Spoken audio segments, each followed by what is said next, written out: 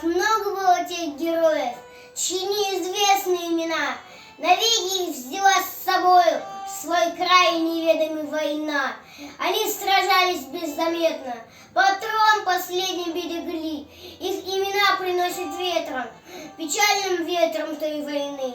Порой слышны на поле боя через десятки мирных лет: прикрой меня, прикрою Коля, и вспыхнет вдруг ракету свет. А Коля в этом тихом поле лежит, не встанет никогда.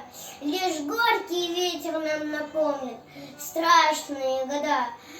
Сегодня мало кто заплачет, придя к могилам той войны, но это все-таки не значит, что Колю позабыли мы. Мы помним это горе, осталась в память война, и русское родное поле приносит ветрам имена.